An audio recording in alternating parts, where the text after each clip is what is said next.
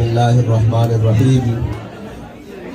قال الله تبارك وتعالى في القرآن المجيد إن شانئك هو الأبتر. صدق الله العظيم وصدق رسوله النبي الكريم الأمين.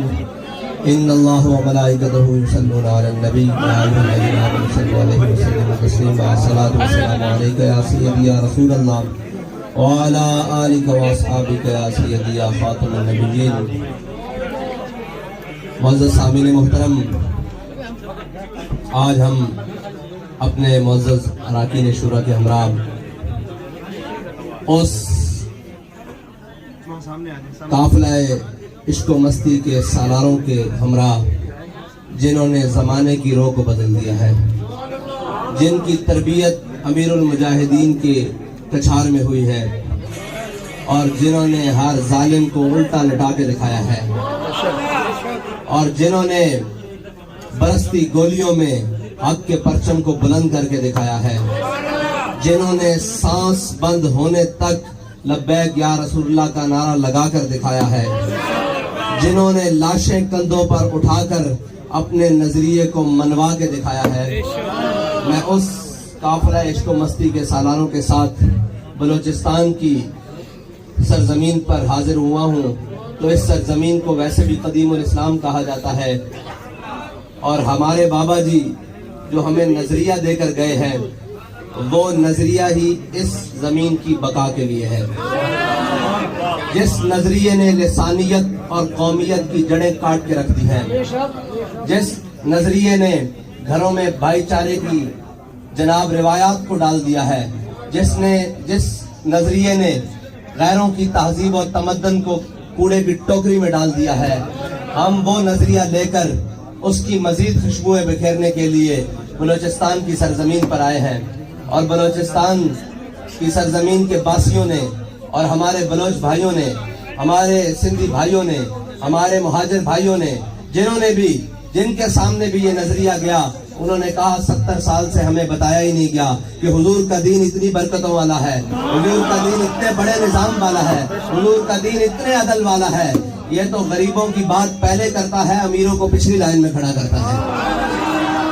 ہم اس دین کی بات لے کر آپ کے سامنے حاضر ہوئے ہیں جس دین کے بارے میں ہمارے بڑے کہہ گئے ہیں کہ ضعیف اگر نظر پڑے رسول کا جمال بن.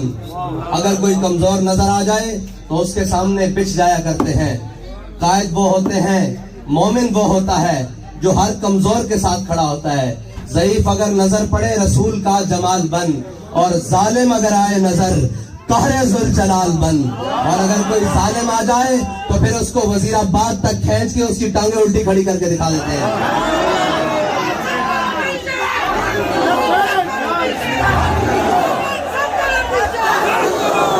اور اس ظالم کو اگر امر بالمعروف تمام ظلم کرنے کے بعد یاد آ جائے تو پھر کراچی کے شہر میں اس کو بتایا جاتا ہے کہ امر بالمعروف ہوتا کیا ہے، امر بالمعروف ہوتا کیا اور کہتے کس کو ہے، اور نہی عن المنکر ہوتا کیا ہے. میں کہتا ہوں ضمیر خرید کے نہی عن المنکر اور اپنے بندوں کو ساتھ ملا کر یا دوسروں کے ضمیر کے پیسے لگا کر امر بالمعروف نہیں ہوتا. بیٹا امر بالمعروف بنانے کے لیے پہلے میدان لگانا پڑتا ہے، پہلے اپنی صفوں سے گند صاف کرنا پڑتا ہے، پہلے اکیلے میدان میں کھڑا ہونا پڑتا ہے، سارے تیر اور شیلنگ میدان میں کھڑے ہو کر اپنے سینوں پر لینے پڑتے ہیں. ہر قسم کی مخالفت مول لے کر جب کھڑا ہوتا ہے انسان تو پھر آتا ہے افلاک سے نالوں کا جواب آتا ہے، پھر اللہ تعالیٰ مدد بھیجتا ہے. جب میدان بدر لگ جائے تو پھر اللہ تعالیٰ فرماتا ہے 2000 فرشتے آ گئے، یہ 4000 آ گئے، یہ 6000 آ گئے، اور آخر میں فرماتا ہے انی معکم. لیکن فراڈ سے نہیں، دھوکوں سے نہیں. اور عاشق رسول بابا جی کہتے تھے اٹ پٹو عاشق رسول ہے. بچو عاشق رسول بننے واسطے نا پہلے حضور دی ناموس تے پیرا دینا پیندا، پہلے چومکھی لڑائی لڑنی پیندی، یعنی پہلے چاروں طرف سے تیر اپنے سینے پہ برداشت کرنے پڑتے ہیں، پہلے اپنے اور بیگانوں کی تانا زنی برداشت کرنی پڑتی ہے. محلات میں بیٹھ کر اور ناموس رسالت کے پروانوں پر گولیاں چلا کر اور شر چلا کر عمل بالمعروف نہیں ہوتا. امر بالمعروف کرنا ہے تو ان فقیروں سے آ کے سیکھو کہ عمل بالمعروف کسے کہتے ہیں. جو جیل کی کوٹریوں میں دالیں کھا کر بھی یہ کہتے تھے کہ مر جائیں گے، ظالم کی حمایت نہ کریں گے، احرار کبھی ترک روایت نہ کریں گے۔ جو مرضی ہو جائے، جیسے مرضی حالات آ جائیں، جتنا مرضی ظلم بڑھ جائے، کندھوں پر لاشیں ہوں یا کندھوں کے اوپر پھولوں کے ہار ہوں، ہر حال میں یہ کہتے ہیں کہ انہیں جانا، انہیں مانا، انہیں جانا، انہیں مانا، نہ رکھا غیر سے کام، للہ الحمد میں دنیا سے مسلمان گیا۔ اور ہم جن کے وارث ہیں وہ اگر کسی میدان عمل میں سے جان بوجھ کر پیچھے نہ رہے بلکہ کسی وجہ سے پیچھے رہ جائیں تو حضرت انس بن نضر میدان بدر سے پیچھے رہ گئے۔ ان کو اس بات کا افسوس تھا کہ یا اللہ میں تیرے حبیب کے ساتھ اس لشکر میں شامل نہ ہو سکا جس لشکر نے، جس کے بارے میں اللہ تعالیٰ نے فرمایا وَلَقَدْ نَصَرَكُمُ اللَّهُ بِبَدْرٍ وَأَنْتُمْ أَذِلَّةٌ۔ اللہ تعالیٰ فرماتا ہے اس دن ہم نے اللہ نے مدد کی ان لوگوں کی جو پرسان حال تھے، جو قسمہ پرسی کی حالت میں تھے، اس لشکر میں شامل نہ ہو سکے جن کو اللہ تعالیٰ نے جنت کی بشارت دی اور جن سے افضل کوئی نہیں ہے، اور اس لشکر میں شامل نہ ہو سکے۔ حضرت انس بن نضر جب رہ گئے نا میدان بدر سے تو پھر اللہ تعالیٰ سے ایک بات کی کہ یا اللہ اب تو بھی دیکھے گا کہ میں تیری راہ میں کیسے لڑتا ہوں۔ جو امیر المجاہدین کے ہوتے ہوئے میدان عمل میں نہ رہے یا پیچھے رہے، یقین جانیے انہوں نے بعد میں جانے کے بعد یہ کہا کہ امیر المجاہدین ہم آپ سے وعدہ کرتے ہیں اب آپ بھی ہمارے لیے قبر انور سے دعا کریں گے کہ ہم حضور کی ناموس پر پہرا دیتے کیسے ہیں۔ ان کی نگاہ ناز نے پھر یہ دکھایا، منظر دکھایا، ان کی نگاہ ناز سے پلے ہوئے شیروں نے یہ منظر دکھایا کہ قیادت ہو نہ ہو، سالار ہو نہ ہو، جیلوں کی سلاخیں ہوں، ہتکڑیاں ہوں، شیلنگ ہو، گولیاں ہوں، ہر میدان میں کھڑے ہو کر باطل کو منہ کی کھانی پڑی اور یہ منوایا کہ کل عدم کوئی چیز نہیں ہوتی۔ حضور کے دین کا نعرہ سب سے بڑا نعرہ ہے جس کو کوئی ظالم نہیں روک سکتا، کوئی جابر نہیں روک سکتا، اور یہ کسی زمین کا محتاج نہیں، یہ کسی وقت کا محتاج نہیں، اور یہ کسی لیڈر کا محتاج نہیں۔ حضور کا غلام جب بھی تک قیامت تک ایک بھی باقی ہے، قیامت تک نعرہ لگتا ہے گا لبیک۔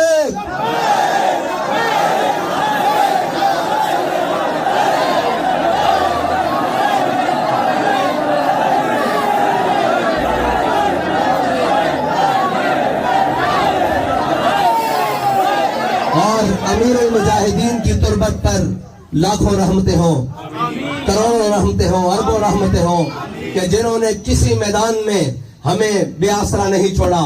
بات بعد میں نکلتی ہے، پہلے آپ کا کوئی بیان موجود ہے۔ یقین جانے وہ کہتے ہیں نا کہ رہنمائی تو قدم قدم پر موجود ہے۔ بابا جی کہتے تھے صرف چلنے میں برکت ہے۔ ہم اسی طرح عزم کے ساتھ، اسی طرح حوصلوں کے ساتھ اور اسی طرح خالص نیتوں کے ساتھ اگر چلتے رہے تو وہ دن دور نہیں جس دن اسلام آباد کے تخت پر عمران خان نہیں ہوگا، اسلام آباد کے تخت پر اسلام ہوگا۔ جس دن اسلام آباد کے تخت پر پی ڈی ایم کے چور نہیں ہوں گے، اسلام آباد کے تخت پر اسلام ہوگا۔ اور جس دن اسلام آباد کے تخت پر کوئی لسانی قومیت اور جھوٹے نعرے لگانے والا نہیں ہوگا بلکہ محمد عربی صلی اللہ علیہ وسلم کے دین کا دم بھرنے والا ہوگا۔ اس کے لیے ہمیں خالص ہو کر اللہ کی رضا کے لیے اور یہ جانتے ہوئے کہ ہمارے مالک جو ہم کام کر رہے ہیں وہ ہمیں دیکھ رہے ہیں، جس حال میں ہم ہیں وہ ہم دیکھ رہے ہیں، اور نیتوں کا صلہ مل جاتا ہے اگر کوئی اخلاص کے ساتھ چلے۔ بابا جی فرماتے تھے جلیو اور دیوانوں بات سنو کہ حضرت عقیل بن انصاری جو غزوہ تبوک کے موقع پر 1 کلو کھجور لے کر آئے تھے، حضرت ابوبکر اپنا سارا مال لے کر آئے، حضرت عمر آدھا مال لے کر آئے، حضرت عثمان غنی نے سونے اور چاندی کے ڈھیر دیے، سینکڑوں گھوڑے دیے، اونٹ دیے۔ جب حضرت عقیل انصاری خلوص کے ساتھ 2 کلو کھجور لے کر آئے، 1 کلو اپنے گھر والوں کو دی اور 1 کلو اپنے آقا و مولا صلی اللہ علیہ وسلم کی بارگاہ میں پیش کر دی۔ میرے آقا نے پوچھا عقیل یہ کیا ہے؟ انہوں نے کہا یا رسول اللہ ساری رات یہودی کا کنواں گڑا ہے اور اس سے یہ معاہدہ کیا کہ مجھے صبح 2 کلو کھجور دے گا، 1 کلو گھر والوں کو دے آیا ہوں اور 1 کلو میں آپ کی بارگاہ میں پیش کر دی ہے۔ تو لیڈر جس کو کہتے ہیں نا قائد، وہاں تو ساری چیزیں ہی ختم ہے نا، وہ تو بالکل کوئی تصور ہی نہ ابھرا تیری تصویر کے بعد، اور ذہن خالی ہی رہا کاسہ سائل کی طرح، اور وہاں تو کوئی مشابہت ہی نہیں۔ لیکن دیکھیں اپنے غلام کو مرتبہ کیا دیا. حضور سید عالم صلی اللہ علیہ وسلم نے حضرت صدیق اکبر کے سارے مال کے اوپر حضرت عقیل انصاری کی ایک کھجور رکھ دی. حضرت عمر کے آدھے مال کے اوپر حضرت عقیل انصاری کی ایک کھجور رکھ دی. حضرت عثمان غنی کے سونے چاندی کے ڈھیروں پر ایک کھجور رکھ کے بتائی کہ میرے غلام قیامت تک کوئی کتنا بھی غریب ہو، جب وہ اپنا اخلاص لے کر آئے گا، اپنی جان لے کر آئے گا، اپنا مال لے کر آئے گا میرے دین کے لیے اور میرے دین کی سربلندی کے لیے، میری ناموس کے لیے، میری ختم نبوت کے لیے، تو ہم اس کو صلہ یہی دیں گے کہ سب سے بلند رکھیں گے.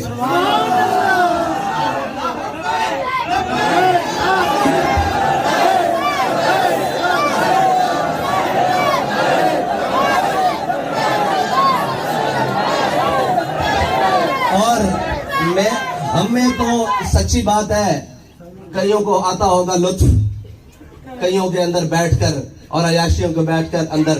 ہمارے بابا جی نے تو ہماری تربیت یہ کی ہے کہ ہم اپنے غریب بھائیوں کے اندر بیٹھ کر زیادہ فخر محسوس کرتے ہیں، کیونکہ میرے آقا نے جو فرمایا اللہم احیینی مسکینا وامتنی مسکینا، یا اللہ مجھے مسکینوں میں زندہ رکھ اور مسکینوں میں دنیا سے لے جا. تو جناب جس کو میرے آقا و مولا پسند فرمائے اسے ہم کون ہوتے ہیں کہ کوئی چھوٹی بات کرنے والے. یہ غریب آپ ہمارے سر کا تاج ہیں، اور اسلام ہی ہے جو غریب کو عزت دیتا ہے، اور حضور کا دین ہی ہے جو غریبوں کو کعبے کی چھت کے اوپر چڑھاتا ہے. حضور کا دین ہی ہے جو جناب موٹر سائیکل والوں کو چیئرمین بناتا ہے. ابھی ہمارے وہ پکوڑے بیچنے والوں کو نام کیا چیئرمین بناتا ہے. مسئلہ یہ ہے کہ پکوڑے بیچنا کوئی عیب نہیں ہے، وہ تو ان لوگوں نے اپنی عیاشیوں کے لیے ان کو پیچھے القاسب و حبیب اللہ جو ہلائے گا، اپنا مال لے کر آئے گا میرے دین کے لیے اور میرے دین کی سربلندی کے لیے، میری ناموس کے لیے، میری ختم نبوت کے لیے، تو ہم اس کو صلہ یہی دیں گے کہ سب سے بلند رکھیں گے.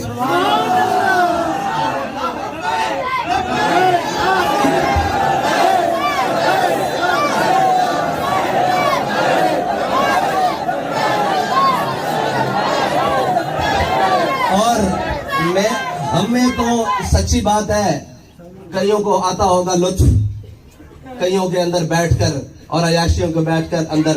ہمارے بابا جی نے تو ہماری تربیت یہ کی ہے کہ ہم اپنے غریب بھائیوں کے اندر بیٹھ کر زیادہ فخر محسوس کرتے ہیں، کیونکہ میرے آقا نے جو فرمایا اللہم احیینی مسکینا وامتنی مسکینا، یا اللہ مجھے مسکینوں میں زندہ رکھ اور مسکینوں میں دنیا سے لے جا. تو جناب جس کو میرے آقا و مولا پسند فرمائے اسے ہم کون ہوتے ہیں کہ کوئی چھوٹی بات کرنے والے. یہ غریب آپ ہمارے سر کا تاج ہیں، اور اسلام ہی ہے جو غریب کو عزت دیتا ہے، اور حضور کا دین ہی ہے جو غریبوں کو کعبے کی چھت کے اوپر چڑھاتا ہے. حضور کا دین ہی ہے جو جناب موٹر سائیکل والوں کو چیئرمین بناتا ہے. ابھی ہمارے وہ پکوڑے بیچنے والوں کو نام کیا چیئرمین بناتا ہے. مسئلہ یہ ہے کہ پکوڑے بیچنا کوئی عیب نہیں ہے، وہ تو ان لوگوں نے اپنی عیاشیوں کے لیے ان کو پیچھے القاسب و حبیب اللہ جو حلال کمانے والا ہے وہ تو اللہ کا دوست ہے. لیکن ہمارے ہاں الٹ ہو گیا، جو جتنا بڑا چور اتنا بڑا معزز، جو جتنا بڑا ڈاکو وہ اتنا بڑا ملک کا سربراہ، جو جتنا بڑا بددیانت وہ اتنا بڑا جناب عہدیدار، جو جتنا بڑا جھوٹا اور بدہر وہ ملک کا وزیر اعظم. لیکن انشاءاللہ ان کے بسترے نہیں، ان کا سب کچھ گول کرنے کا وقت آ چکا ہے. اس کے لیے آپ کا بیدار ہونا ضروری ہے اور دن رات اس مشن کے لیے کام کرنا ضروری ہے. خوف ہے وہ پورے بیٹھے ہیں، ڈر ان کو کسی کا نہیں ہے. ان کو پتا ہے کہ آج 11 کھلاڑیوں کی ایک جماعت ہے، کل جو وزیر اعظم کی کرسی سے اتر کر جائے گا وہ 12واں بھی شامل ہو جائے گا. سارے چور ایک وقت آئے گا آپ کو یہ سارے اکٹھے ملیں گے. اگر کوئی ان سے جدا اپنے نظریے کے اوپر کھڑا ملے گا تو وہ تحریک لبیک یا رسول اللہ کے قائد سے لے کر کارکن تک ہوگا.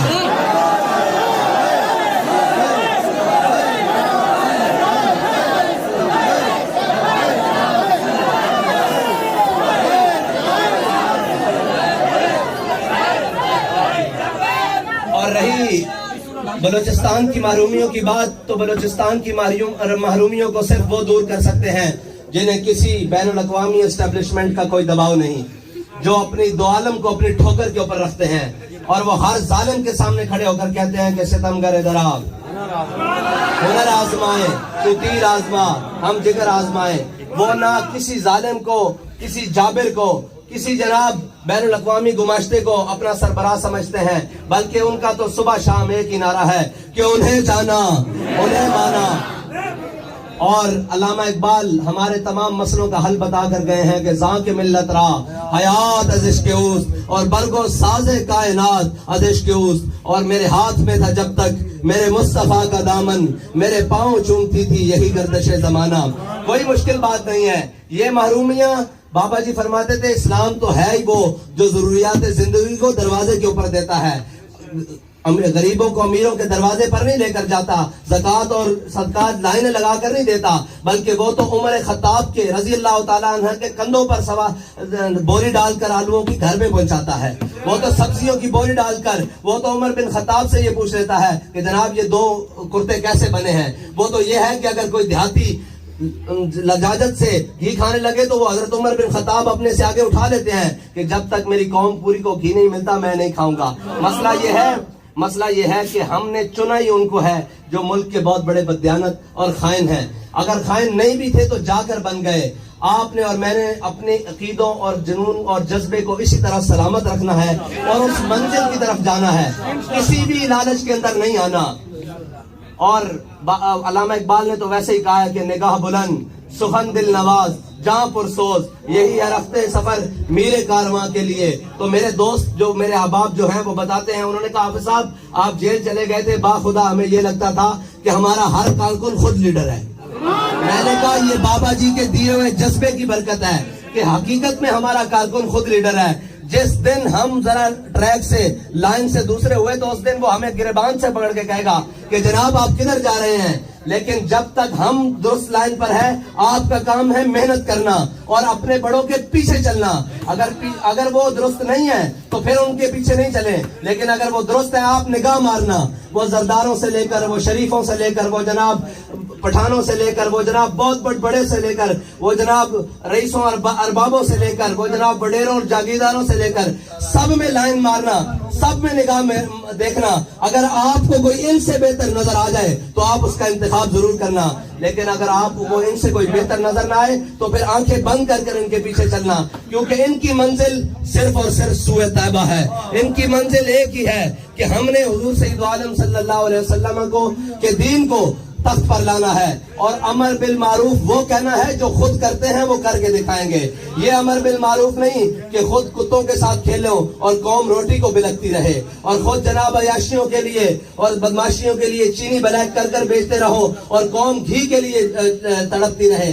انشاءاللہ وہ وقت دور نہیں کہ جب حضور کے دین کو تخت پر ہمیں دیکھنا نصیب ہوگا، لیکن اس کے لیے ہمیں ثابت قدمی کے ساتھ، اخلاص کے ساتھ اور جذبوں کے ساتھ منزل کی طرف جانا ہوگا۔ اللہ تعالیٰ آپ کا اور میرا حامی و ناصر ہو۔ تاجدار ختم نبوت